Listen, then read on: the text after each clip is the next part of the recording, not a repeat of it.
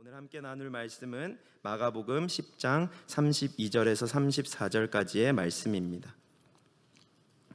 마가복음 10장 32절에서 34절까지의 말씀입니다.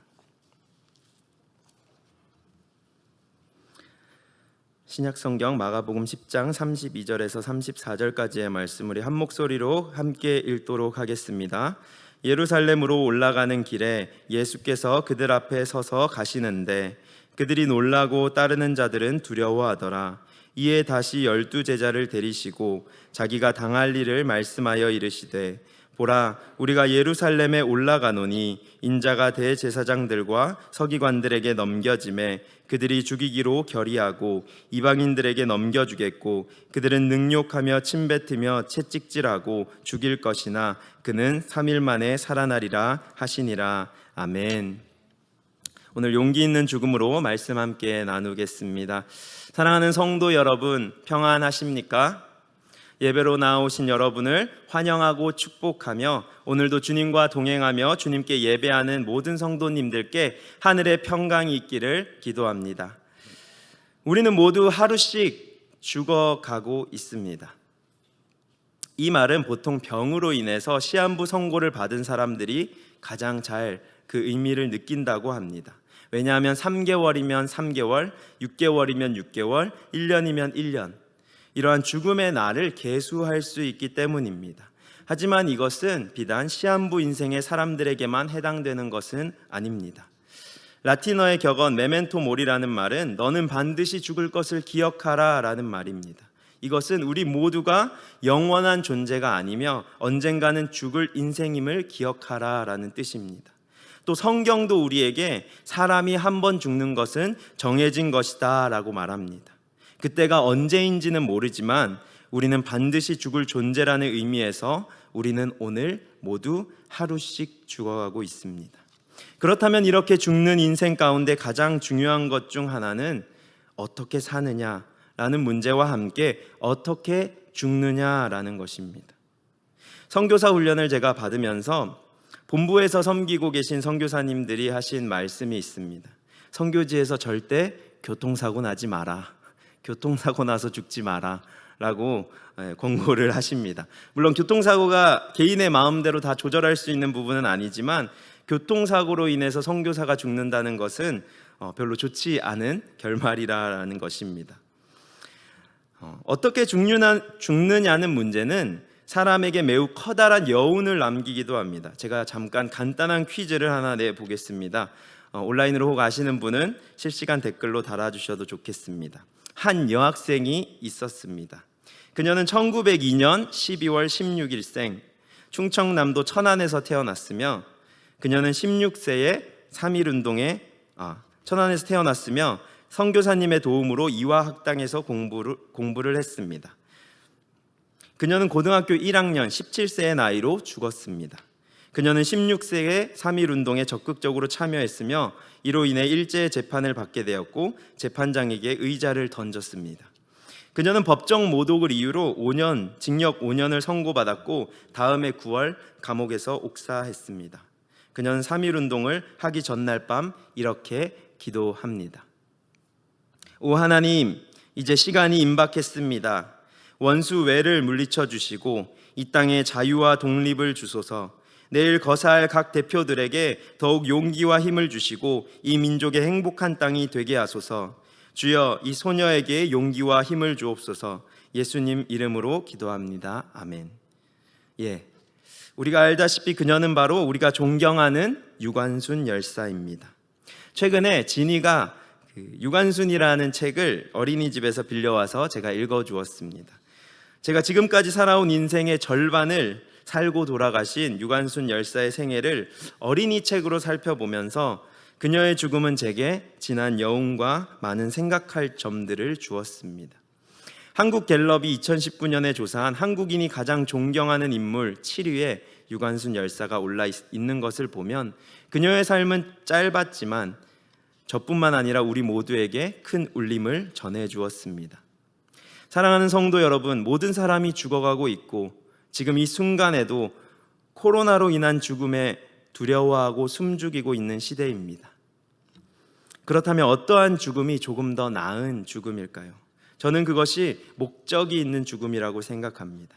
누군가의 삶이 고상한 목적이 있는 삶을 살았을 때 그것이 개인의 유익을 넘어서 다른 사람을 위하거나 위대한 가치를 위한 것이었을 때 그 죽음은 비로소 많은 사람의 마음에 살아서 울림을 전하는 죽음이 될 것입니다. 그리고 오늘 우리는 전 인류의 마음에 감동을 넘어 전 인류의 구원의 생명을 전해주시는 그 죽음을 향해서 용기 있게 앞서가시는 우리 예수님을 보기 원합니다. 오늘 본문의 짧은 말씀을 함께 살펴보면서 그분의 삶과 죽음의 의미와 우리의 삶과 죽음을 돌아보는 시간, 그리고 예수를 따라가는 우리 모든 성도님 되시기를 주님의 이름으로 축복합니다. 오늘 본문을 살펴볼 때 조금 친절한 성경책을 보시면 오늘 본문 단락의 제목을 이렇게 잡고 있습니다. 죽음과 부활을 세 번째로 이르시다. 마가복음에 등장하는 예수님의 순환 예고는 세 번에 걸쳐서 나타납니다. 그중 오늘 본문이 세 번째이며 첫 번째는 마가복음 8장 31절, 베드로는 주는 그리스도시요 살아계신 하나님의 아들입니다 라는 고백 이후에 등장합니다. 두 번째는 귀신 들린 아이를 고치신 이후에 9장 31절에 등장합니다. 그리고 오늘의 본문이 세 번째 예수님의 순환의 예고입니다. 세 번의 순환 예고는 양파의 껍질이 벗겨지듯이 조금씩 더 구체화되고 명확해집니다. 쉽게 비교해 볼 수 있도록 표를 넣어보았는데요. 글씨가 좀 작은 것 같네요. 네. 세 번째 순환 예고에서 특별히 나타나는 특징은 세 가지가 있습니다. 첫 번째는 예수님의 목적지입니다. 예수님을 따르는 제자들과 무리들은 예수님의 사역의 움직임을 살펴볼 때 그분의 목적지를 어느 정도 생각하고 있었을 것입니다. 하지만 오늘 본문에서 처음으로 예수님은 우리가 예루살렘으로 올라간다라고 명확하게 말씀하십니다. 첫 번째 목적지입니다. 두 번째, 예수님을 죽이는 사람들과 사형의 절차들에 대해서 이야기합니다. 장로들과 대제사장들과 서기관이라는 8장의 표현과 사람들이라는 9장의 표현, 그리고 10장 오늘 본문에서는 대제사장들과 서기관들이 결의하고 이방인에게 넘겨주어 그들이 죽일 것이다 라는 말은 예수님을 죽이고 핍박하는 대상이 더 명확해지고, 이전에는 종교 지도자 또는 불특정의 사람이었다면 지금은 모든 사람들이지만 특별히 종교 지도자와 이방인들, 즉 로마 군인들로 대변되는 사람들이 등장한다라는 것입니다. 이러한 절차는 로마의 지배하에 있는 이스라엘 종교 지도자들에게는 사람을 죽이는 권한이 없었기 때문에 역사적인 사실과 이후 예수님이 받으신 사형의 절차들과도 정확하게 맞아떨어집니다. 세 번째는 예수님의 사형 집행 절차의 세부적인 기술들입니다. 8장에서는 버림바와 죽음, 9장에서는 배신에 대한 암시와 죽임을 당함, 첫 번째, 두 번째에서 이렇게 언급했다면 오늘 본문에서는 조금 더 구체적으로 능욕하고 침뱉음을 당하고 채찍질하고 죽임을 당하는 것으로 예수님의 사형 집행 절차가 더 정확하게 표현됩니다. 이는 구약 성경에서 이사야 선지자가 예언했던 53장의 고난받는 종에 대한 예언과 50장 6절의 치욕들로 예언되었고, 시편 22편 모욕과 조롱과도 정확하게 일치합니다. 이뿐만 아니라 수많은 예언서들이 이것에 대해서 이야기하고 있습니다. 사랑하는 성도 여러분, 오늘 본문은 우리에게 어떤 메시지를 전해 주십니까? 예수님께서 비로소 예루살렘으로 나아가겠다라는 것들을 밝히십니다.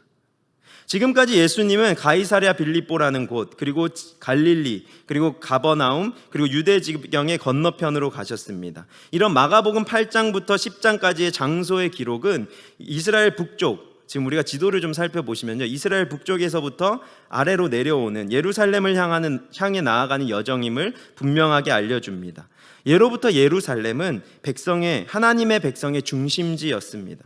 예루살렘은 다윗의 성이었고 수많은 예언과 말씀의 중심지 역할을 감당했고, 예배의 중심이 되었던 성전이 있었고, 그 성전이 있던 시온과도 번갈아 가면서 그 예루살렘이라는 표현들이 사용됩니다. 그리고 예수님은 자신의 모든 사람들이 하나님의 백성, 이스라엘 종교 중심지인 예루살렘이 그리스도로 오신 예수를 환영하는 장소가 아니라 예수님께서는 오히려 자신을 죽이는 장소가 될 것이라는 점을 분명히 알고 나아가십니다. 예수님을 따랐던 제자들과 많은 사람들은 예루살렘에 대해서 좀 다른 생각을 가졌습니다. 오늘 본문의 이후에 나오는 이야기들을 보시면 제자들이 이렇게 얘기하는 것을 알 수 있습니다. 그곳에 가면 주의 영광 중에 있게 되게 해달라고 부탁합니다. 그래서 야고보와 요한은 우리를 주님의 우편과 좌편에 앉게 해달라고 부탁합니다. 또 이전에 보면 베드로는 그곳에 올라가지 마시기를 간청하다가 사탄의 일을 생각한다고 예수님께 혼인합니다. 하지만 제자들의 기대와는 다르게 예루살렘으로 나아가는 길은 십자가의 길, 죽음의 길임을 밝혀졌습니다. 그렇지만 예수님은 그 길로 나아가십니다. 그분은 자신의 사명을 위해서 자신의 목숨을 던지는 길을 걸어가셨습니다. 그분은 자신이 죽어야 할 그 장소를 향해 나아갑니다. 하나님의 장소로의 부르심에 응답합니다. 한치의 두려움도 없이 그저 묵묵히 나아갑니다. 마가복음 32장은 예수께서 그들에 앞서 나아가셨다고 말씀하셨습니다. 10장 32절에서 예수님께서 그들의 앞서 나아가셨다라고 표현합니다. 앞서 나아가셨다라는 말은 마가복음에 3번 등장하는데요, 여기서 등장하고 마가복음 14장 28절과 16장 7절에 부활 이후에 너희보다 먼저 갈릴리로 가시겠다라는 말씀에 등장합니다. 예수님이 선두에 서서 그분의 일을 위해서 나아감을 의미합니다. 예수님이 선두에 서서, 제자들은 여기서 두려워했고 부활 후의 일에 대해서 제자들은 의심했습니다. 그렇지만 앞서 나아갔다는 의미는 예수께서 제자들 앞서 가시면서 지도자로서 앞장서서 위험을 맞을 것임을 강조하는 본문입니다. 믿음을 가지고 나아가기를 내가 먼저 가겠다라고 말씀하시는 본문입니다. 사랑하는 성도 여러분, 예수님은 앞서 예루살렘으로 가십니다. 우리도 그 길에 따라야 할 줄로 믿습니다. 우리가 따라야 할 곳들이 있습니다. 예배의 장소, 은혜의 장소, 또 우리를 부르신 부르심의 자리들이 각자에게 있을 줄로 믿습니다.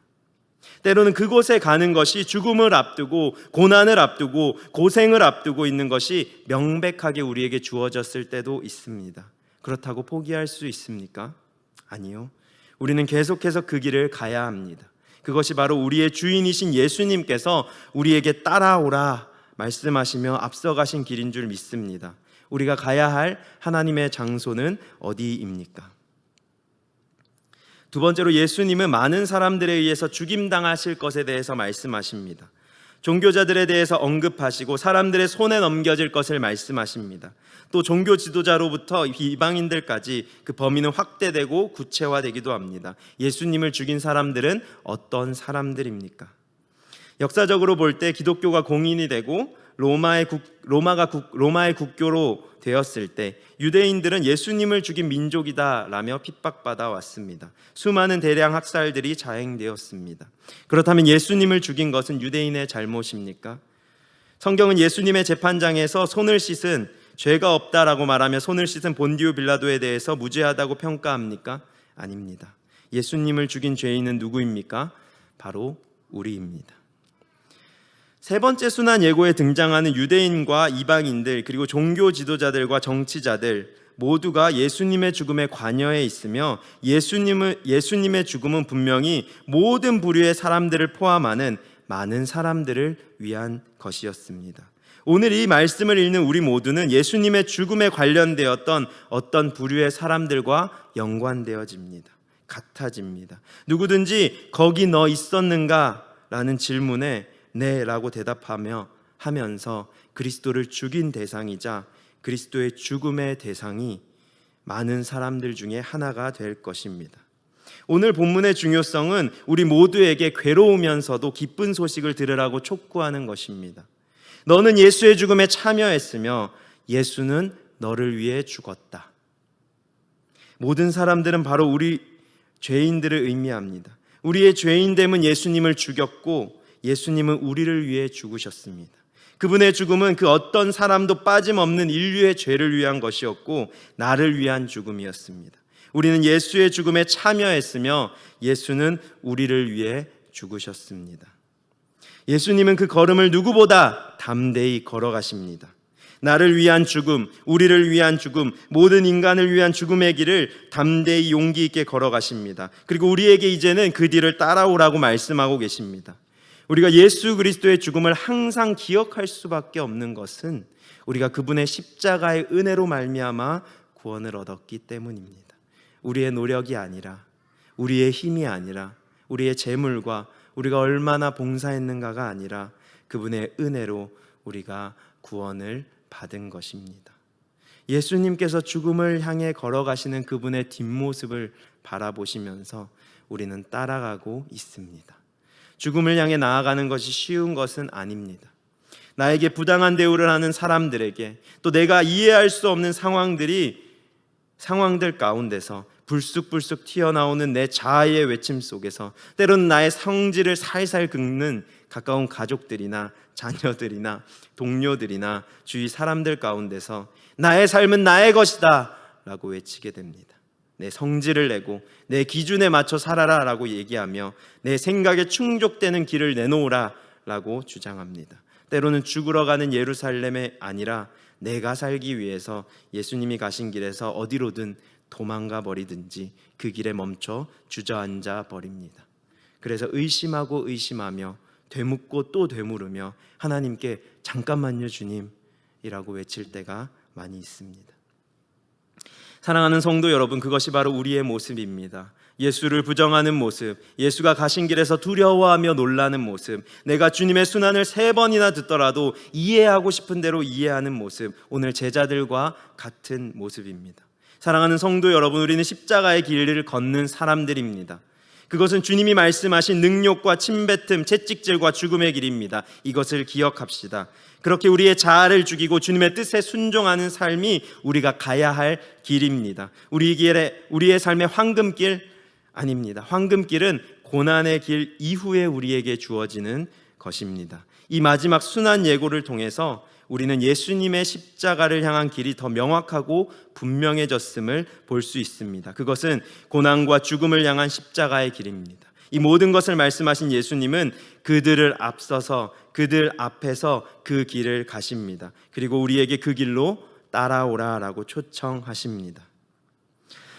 사랑하는 성도 여러분, 우리에게 소망이 있다면 두렵고 떨리는 이 3번의 순환 예고가 3번의 부활의 소식이라는 것입니다.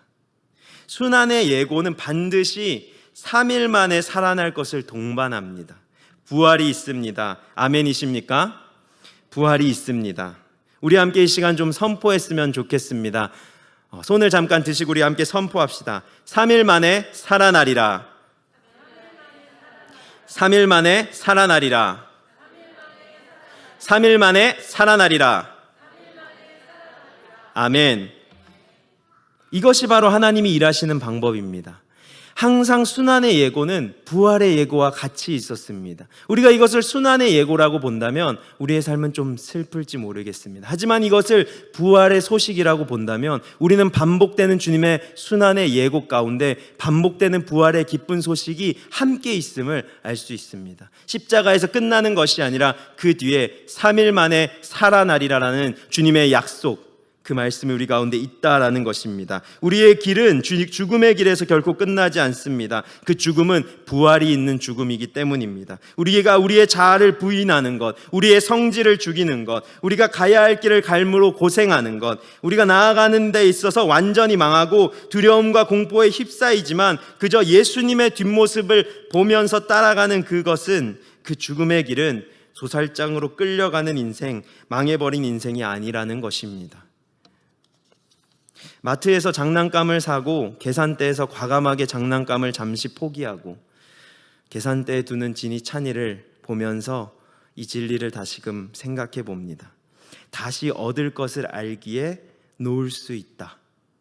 계산 전에 손에 쥐고 있던 남의 물건이 아니라 잠깐의 포기 이후에 계산 후에 진정한 내 것이 되어 내 손에 주어질 것을 바라보면서 행동하는 그 아이의 모습에서 저는 다시 얻을 것을 알기에 다시 잠시 놓을 수 있다라는 것을 깨달았습니다. 사랑하는 성도 여러분, 다시 얻을 것을 알기에 놓으실 수 있겠습니까? 3일 뒤 때가 이르렀을 때 우리는 다시 얻을 것을 알기에 잠시 놓을 수 있습니다. 하나님이 일하시는 방법은 죽음의 길에서 가장 낮고 어두운 길에서 가장 찬란하고 높은 승리를 쟁취하시는 것입니다. 그저 자신을 비우고 버리고 죽음과 망함으로 나아가는 그 길에서 가장 고상하고 아름다우며 가치 있는 죽음을, 그리고 죽음 이후의 생명과 부활을 우리에게 선사하시는 극적인 효과를 드러내신다는 것입니다. 예수 그리스도를 따르는 제자 여러분, 사망의 음침한 골짜기를 지나갑시다. 해를 두려워할 필요가 없습니다. 왜냐하면 주께서 나와 함께 하시기 때문입니다. 지금의 상황이 밝지 않습니까? 현재의 삶이 어둡습니까? 사망의 음침한 골짜기로 다니는 듯합니까? 이것이 언제 나아질까 고민이 됩니까? 그때마다 그 상황에서, 그 환경에서 그 마음들이 여러분의 마음에 엄습할 때 우리 마음에 기억하고 선포해야 할 것은 이것입니다. 3일 만에 살아나리라. 아멘. 3일 만에 살아나리라. 아멘. 이 시간 예수 그리스도의 이름으로 선포합니다. 담임 목사님의 영육혼의 모든 영역이 3일 만에 살아나리라. 아멘. 주님께서 그 일들을 행하실 줄 믿습니다. 우리의 삶 가운데 끊임없이 선포하십시오. 3일 만에 살아나리라. 그리고 걸어가십시오. 우리 앞에 계신 주님의 넓은 등을 보십시오. 그 용기 있는 죽음을 향한 발자국을 보십시오. 자신의 사명을 향한, 우리의 생명을 향한 한치의 망설임도 없이, 의심도 없이 꿋꿋이 걸어가시는 하나님의 신실하심을 의지하십시오. 그리고 다시 예루살렘 영광을 향한 길에 서서 용기 있는 죽음을 따라갑시다. 그 의미를 다 이해할 수는 없었지만 그 순간에 치기 어린 도마의 말처럼 우리 옆 사람에게, 또 나 자신에게 이렇게 한번 고백했으면 좋겠습니다. 우리도 주와 함께 죽으러 가자. 이것은 3일 만에 살아나리라라는 약속이 있는 말씀이기 때문에 우리가 선포할 수 있는 것입니다. 그렇게 우리는 부활이요 생명이신 주님과 함께 갈 것입니다. 사랑하는 에덴교회 성도 여러분, 이제 우리는 모두 죽어가는 인생에서 잠시 죽음의 길 넘어 영원한 생명을 약속받았습니다. 그렇게 우리에게는 그 죽음 이전의 삶이 더 중요해졌습니다. 예수 그리스도께서 용기 있는 죽음으로 우리를 위한 죽음의 이후의 삶을 열어놓으셨습니다. 이제 우리도 그 길을 함께 따라가도록 우리의 삶에 용기 있는 삶과 죽음이 가득 채워지기를 주님의 이름으로 축복합니다. 이 말씀 꼭 기억하셨으면 좋겠습니다. 3일 만에 살아나리라. 주께서 그렇게 행하실 줄 믿으며 우리 주기도문으로 함께 기도하시고 함께 충분히 기도하시는 시간, 또 여러분의 각자의 영역 가운데서 주님의 부활을 선포하시는 시간 되었으면 좋겠습니다. 기도하겠습니다. 하늘에 계신 우리 아버지여, 이름이 거룩히 여김을 받으시오며 나라 임하옵시오며 뜻이 하늘에서 이루어진 것 같이 땅에서도 이루어지이다. 오늘날 우리에게 일용할 양식을 주옵시고 우리가 우리에게 죄 지은 자를 사하여 준 것 같이 우리 죄를 사하여 주옵시고 우리를 시험에 들게 하지 마옵시고 다만 악에서 구하옵소서. 대개 나라와 권세와 영광이 아버지께 영원히 있사옵나이다. 아멘.